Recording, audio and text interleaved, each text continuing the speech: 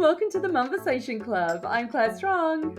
And I'm Christina Streckmeyer. We're two moms just like you, navigating the nitty-grittiness of modern motherhood and taking you along with us as we talk about the topics that no one else is talking about. And today we're talking about our last babies who are not babies anymore. We talk about how we knew it was our last, how we felt about the decision, and give insight to how milestones feel when you know it's your last time you'll hit them. Hi, Christina. Hey, Claire. How are you? I'm doing good. I am enjoying some kid-free time because Nice. we'll discuss today in our show, I'm starting to find a little bit of freedom from little hands and feet and getting some mommy space, which is nice. I'm like, I get to hang out with you. I get to have a warm cup of coffee that doesn't need to be reheated 5 times. What a life. Oh my God, yeah, the warm cup of coffee, or in my instance, tea, the hot tea. Although, you know what, my girls are teenagers, I still have to microwave it every 2 minutes because it goes stone cold. So anyhow, but that leads us nicely into what we're going to discuss today, because so I was inspired to do this episode with you today, Christina, because I'm getting ready for my youngest, my baby, to leave middle school and start high school. I just cannot believe we're at that stage already. And it just got me thinking about all the lasts as a mom. And, you know, how it can be really hard sometimes to say goodbye to that particular moment. On the flip side, you know, sometimes you're celebrating because it's like, oh my God, I will not miss that stage. That was hard. So I think it's a real mixed bag. But yeah, I mean, I'll kick us off if you want, because it really Yeah, did. I mean, we're both in the same season of life, even though we're not exactly in the same Yeah, season, yeah. in that our little babies are progressing, but they're our last little babies. And so every milestone we're hitting in parenthood right now is the last time we're gonna hit it. And there are some mixed emotions. Like you said, it's a lot of feels for our little brains to handle. And gosh, Claire, I mean, I can't even imagine high school. What? That's crazy. It's ridiculous. I tell you what, I had a really hard time with actually when my youngest left elementary school, or primary school, as we call it in England for our English listeners. I remember at the graduation ceremony last year, or no, sorry, it'd be 2 years ago nearly now. Um, I was so emotional. I was having basically a breakdown at the graduation ceremony because that whole time period for me was, it was pretty settled, and I was very involved with the school and with the girls, you know, education at that time, and it felt like a family to me, and it was really scary to think that that wasn't going to be my norm anymore, and that, you know, because my last had graduated, that was it for elementary school. So I had a really hard time with that. But fast forward 2 years to right now, my youngest is getting ready to leave middle school and start high school in the fall, which is just, it's insane. The only thing I will say is she's so excited about it that it's making me not as maybe nostalgic as I was when she left elementary school. And she cannot wait. She's chosen her electives, her courses, and she's raring to go. So I'm actually really pleased for her. But even middle school, that's been a pretty, you know, stable and sheltered 2 years for us. And I will miss driving her there, and I will miss the school. It's a really small school, my daughter's middle school, as was her elementary school. So I think it's going to be a big shock for her, moving from that really small environment to a massive high school with 3,000 kids. And I think it's going to be a ginormous stepping stone for her. But yeah, so that's where But I'm it at right now. also, speaking of the drive, now your girls are both going to go to the same school, right? Oh yeah, so that's going to make it easier. So I'm going to have, at least for the next year, them both under the same roof, which will make it easier on me for sure. But yeah, Yeah. so I mean that's where I'm at, and there are other things Yeah. I remember milestone wise, which you know, maybe I'll bring up during this conversation. But how about Well, you? that's my Because you're, question for you because yeah, I'm, just to back it up, like you and I, we have blended families. And so we've yeah, remarried. We've had, your children are from a previous marriage. I have yeah, two, and one's from a previous marriage, one isn't. And so making that decision of it being your final child, I mean, for me, that was really hard. Like we talked about it in earlier podcasts of like, do we Mm, do a third? Do we not do a third? Like mhm. weighing out your options of will we have another? But once Yeah. you make the decision, it's kind of bittersweet when you're hitting each of these milestones. I think for me, and you might share this, I'm a lot more present. I'm a lot more aware that Mm, this is the last time. Because I think with my first, I was just surviving, yes. just trying Really. to get through. Mhm. And with Yeah. this one, I mean, like, I didn't mind rocking her to sleep as much as I would have with my Yeah. first. I wasn't in a rush for her to walk. When we were starting, foods and stuff, I really enjoyed like taking the time and like not rushing her. And I just feel like I'm slowing down a lot more with her and just trying to Mm, like soak up the last years of her babyness because it's my last baby. Did you have that yeah. with Eva? Like, because she Yeah. was your last too. 100%. Yeah, because with your first, you're just in a whirlwind. You don't know what you're doing. It can be stressful. But the second one, and with Eva, who is my last, I did have in the back of my mind that this is probably going to be your last child, your last baby. So really try and enjoy it. So I remember with Sophia, my eldest, I wouldn't say I was in a rush to move her from breastfeeding to bottle feeding, but I kind of was. I thought, okay, this is great that I need like my time back now. You need to take this bottle, baby, and do it quickly without any resistance. I Whereas hear with that. Eva, yeah, with Eva, well, she wouldn't take a bottle. She was just being defiant. But I actually kind of like that, and I did eke it out. I mean, I breastfed her, I think, for 6 months, whereas with Sophia, it was more like 3 months, and then she went onto a bottle. And for me, that was a very deliberate way of me slowing things down because Mm, although at the time it really meant that I couldn't leave Eva because she wouldn't take a dummy or a pacifier as they call it in the US, and she wouldn't take a bottle. So for me to leave her, it was really like touch and go whether whoever she was with was going to be able to pacify her while I was away. yeah. Um, and so at the time, I did think to myself, this really savor this because you're probably not going to have this experience anymore.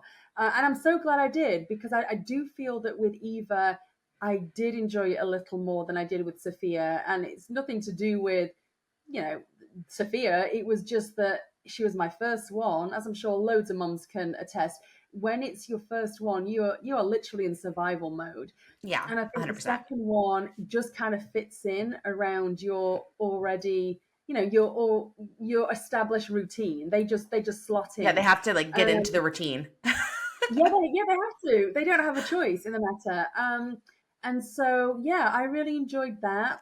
I remember taking her to the mum and toddlers group where we lived in England and really enjoying that. We'd go there twice a week, and even though by the time Eva was that age, I was actually back working as a journalist for the BBC. So I wasn't at home anymore like I was with Sophia initially, but I made sure that on those mornings I kind of blocked my calendar off and I didn't book in any interviews, and I touch wood, I wasn't anchoring that day so I could physically, Yeah. leave the office, and I would take her to those sessions because again, in the back of my head, I was telling myself, this is probably going to be your last.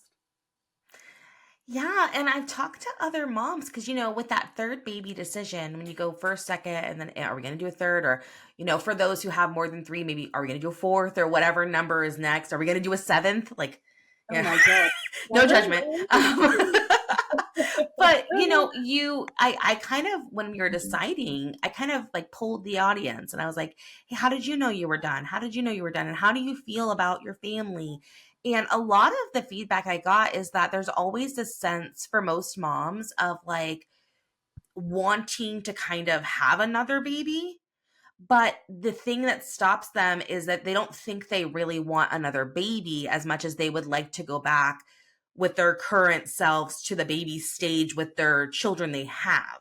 And Yeah. I feel like that happens a lot with my youngest too. I'll get through a stage and I'll go, "Oh gosh, like all of a sudden now she's talking, and she actually just went, we'll talk about it, but she got to preschool. She's doing preschool now, and ballet and t-ball and all sorts of activities. And I'm like, she was just starting to sit up. Like, this went so fast. And I wish sometimes, I think the baby urge, like the baby, what do you call it? There's like a name for it, where you get like kind of the baby vibe of like wanting to have a baby.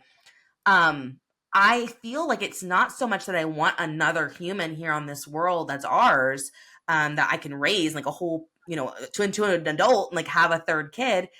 I just want to like go back for a day and soak in some of the Rennie babiness or the Stella babiness. And I think that that's really common with moms when they're like going through their last child, when they're raising them up, kind of reminiscing and wishing they could go back a little bit. Yeah, and I remember I have times where, I really enjoyed parenting the girls, especially in my head. I think it was the ages between 4 and 6. So I'd have one of them Mhm. at 4 and one of them at 6, because there's 2 years between my girls. And those were just fantastic days. I mean, yes, they were, sure, if you were to put me back into that era, there was a lot of stress, and I was probably exhausted by the end of the day. But I remember those times really fondly. And I think it's moments like that that do make you think, oh, wouldn't it be nice just to go back? The other thing is, and I feel that this plays a factor in, women who have, remarried or are in different relationships from the subsequent marriage or relationship they were in when they had their initial children. Um, because I know I went through this when I met my now husband Kyle. I really wanted a child with him because we didn't have children together. My two children were from my previous marriage. And timing just wasn't great, honestly. And so it never happened. And now I mean, that would be the last thing I kind of want to do. So I think that plays a part sometimes, because the situation that you're in with your, first child may not be the situation you're in with subsequent children. Yeah.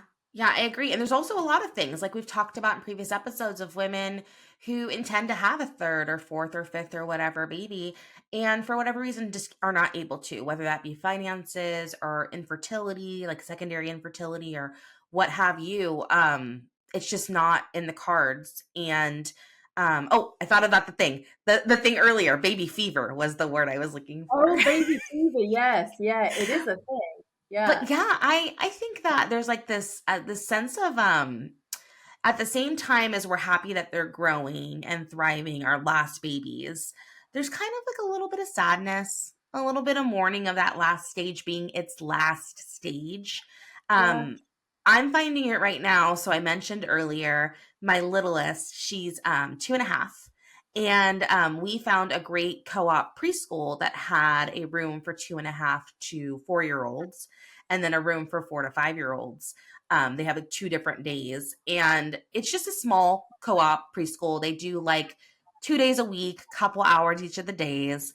But it's time. Like, she's ready for it. We're doing all the mommy and me stuff, the story time. I found this great place. I'm putting her in. And I expected her to, like, on the first day, be excited, but also be a little bit more like reserved and like wanting me to stay. And I kind of planned my day around maybe she might want me to stay. No, she did not.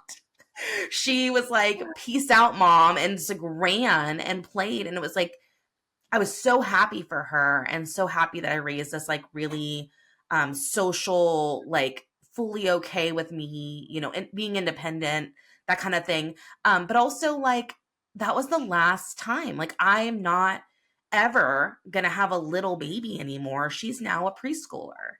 And Yeah. it was kind of bittersweet. I was like, oh God, I'm going to cry in the car. But also, I'm so happy because I can go to a coffee shop right now and like sit down and listen to music and read a book. Um, it's rough. It's like, I think it's motherhood in general is constantly being excited for like the next stage, but also being like, oh man, now they're not in that stage anymore. And I think it's perfectly normal and perfectly okay to have those conflicting emotions, because on one hand, you're ecstatic for your child that, like you say, they are confident enough and socially adjusted to actually want to stay at preschool, because I know for some Yeah. moms, they don't have that experience with their child and it can be quite traumatic. But then it is okay to also be, crying in your car because that stage has ended. And I think that's very normal for all these different stages of motherhood. I mean, I spend my life driving my girls to and from things in the car. I literally spend my life in the car. And sometimes it's overwhelming, but then I do say to myself, I will miss those times, Yeah. because at the point where both of my girls are driving, that's a whole new level of independence for them. And it's going to be much rarer where they need me to take them somewhere, or we're in the same car together. And so I am trying to, especially with my younger one, but with my oldest one too, I'm trying to savor these moments, because fast forward 5 years, neither of them are going to be needing mom to take them places. And actually, sometimes you get some nice quality moments in the car with them, and I'm going to miss those times. Yeah, totally. Absolutely. And I think that on one hand, the people that are like, hold on tight, it goes so fast, or one day you'll look in the rear view mirror of your car and there won't be any car seats and you'll be sad. Like I hear those moments come at me from people that have been through stages prior, like mostly grandparents. Yeah, Um and it's hard in those moments to even like keep that in mind because you're just trying to get through the day.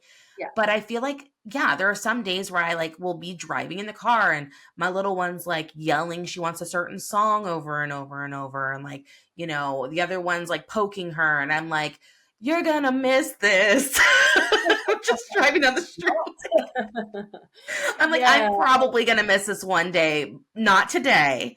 yeah, Um, no, not in the moment. Well, here's yeah. the thing, and the other Yeah. thing is, I know it's all very well and good with hindsight saying, how much you're going to miss these certain moments, but when you are in the throes of motherhood, and you've got, even my girls, sometimes they'll be in the car and they're literally going at it with each other, and you're not missing that moment in that moment. I mean, let's be honest.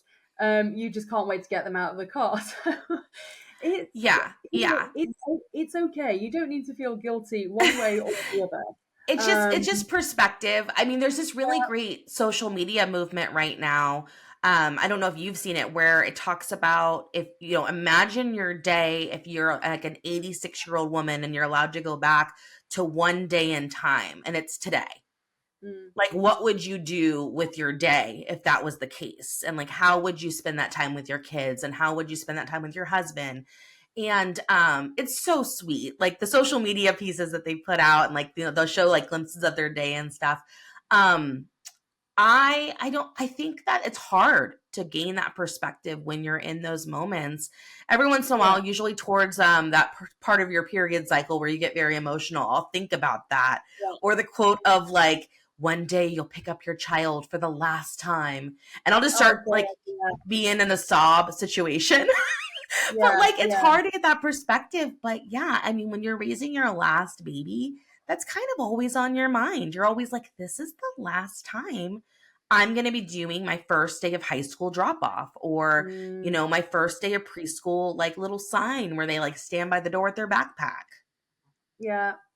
Yeah, I think we need to give ourselves permission to enjoy the moments as well, because sometimes, it sounds great that, oh gosh, it's the first day of high school and I'm going to take all these photos, and I'm going to be so proud. But then, reality takes over, and that can be a very stressful day. And actually, that it doesn't go the way you plan. But I think it's just about being kind to ourselves as well. And just giving yourself gratitude and appreciation is what I would kind of categorize this as, because sometimes, just getting through the day as a mom with all the stuff that's thrown at us, from our kids, partners, work, whether it's work in the home, whatever it is that we have to fit in during 24 hours, it's very, very easy for us to just feel like we're failing across the board.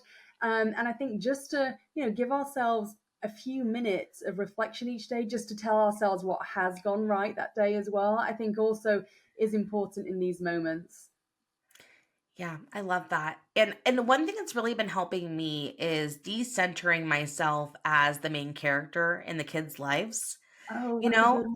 Yeah. I really feel like sometimes moms in general, like we feel like it's our kids are a reflection of everything we do. And like, I have to have the perfect first day in order to make sure I get the right pictures for my memories. It's like, well, it's actually her first day. Yeah, And you're what right. would she enjoy? And what would that look like for her if it was about her? And, there's ways to make both those realities hit at the same time. Mm, But it helps my anxiety to realize I'm not the only one that's in charge of making sure this person's day is good. She also has her preschool director, she has her friends, she has the arts and crafts time. Like, it is not up to me and my porch picture to determine whether today is good or bad. that's great advice. I love how you phrased it that you're not the main character. That's something my girls say all the time to each other. Like, you're not the main character, you know. But yeah, you're right. And I like that perspective because it does take some of the like burden, if you like, off your shoulders to know that, you cannot single-handedly make sure that your kid's day is marvelous from start to finish, unless they're physically with you the entire day. But there are elements that are out of your control, especially when you're handing them over to a different environment, whether it's preschool or high school or whatever. So I love that. Yeah. Well, tell us, listeners, are you in that stage right now where you have your last kid at home? And what are milestones like for you guys? Are you sobbing, as you're crying when you're putting your kids into preschool for the first time? Are you having high schoolers at home? Let us know what's going down with you guys and how you're feeling about those milestones as they hit. And that brings us to the end of another episode of the Momversation Club. And if you've enjoyed today's show, please don't forget to subscribe, like, and leave a review. We really hope that today's episode has helped you to feel more seen and less alone in motherhood. Until next time, bye for now.